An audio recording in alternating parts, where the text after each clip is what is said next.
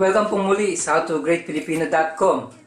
Ngayon po ang lulutuin natin ay ang Chicken Mami Noodle Soup. So ito po ang ating mga gagamitin. Meron po ako rito Mickey Noodles, spring onion,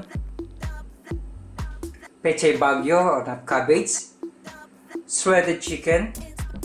Bali ang nangyari po, nagpakulo na ako ng ating whole chicken. Tapos tinanggal ko na po yung breast niya, tapos hinimay ko na po. Tapos gagamit din po tayo ng chicken stocks. Pinagpakulo po ng manok natin. Continue po tayo. Meron po tayong onion, hard-boiled egg, salt, toasted garlic, ground black pepper, garlic, lemon juice, fish sauce. Gagamit din po tayo ng cooking oil. Umpisahan na po natin. Ito na, mag-umpisa na po tayo sa aking pong wok or sa frying pan.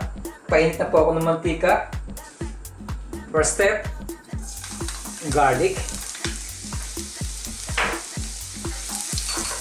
Sabay na rin po natin yung ating sibuyas.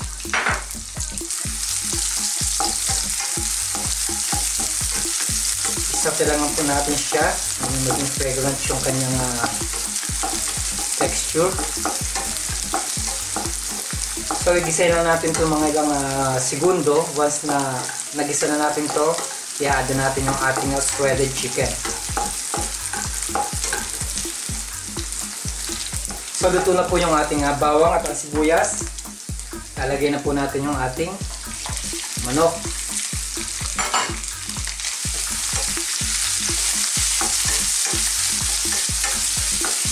So ito, pinakuluan natin to. Ngayon, ila-light brown naman natin siya.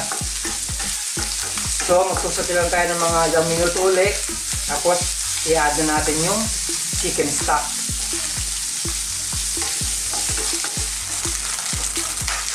So, okay po, medyo luto na yung ating chicken.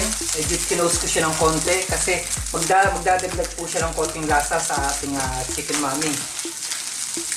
So, ngayon, lalagay na po natin yung ating chicken stock.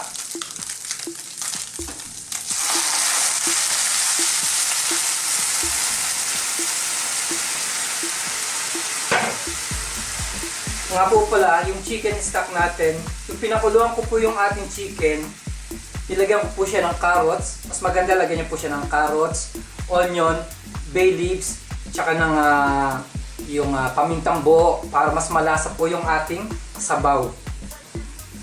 Ganun lang po ang paggawa ng chicken stocks. So ngayon, ilalagay na po natin yung ating pechay bagyo. Susunod na rin po natin yung Mickey Noodles. Binilunch ko lang siya ng mga ilang minuto, kaya cook na po siya. Lagyan na po natin.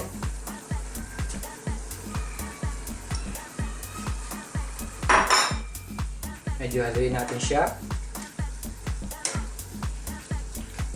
Okay, as na nakikita nyo, medyo kulang siya sa chicken stock. Mag-a-add tayo.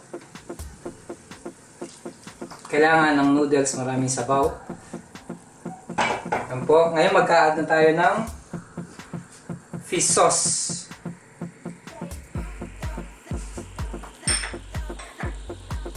Lemon juice. Add tayo ng konting paminta.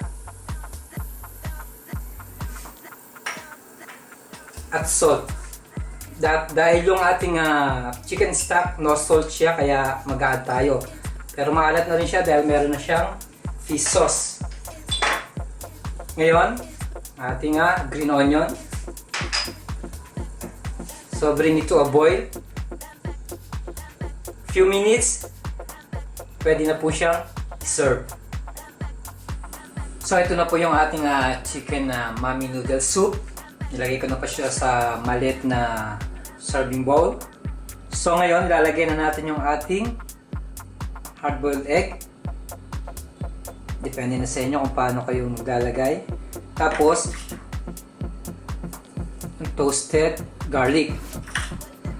Yung mga style sa pagluluto ng chicken mami, iba nilalagyan nila ng fried tofu, yung iba naman mushroom.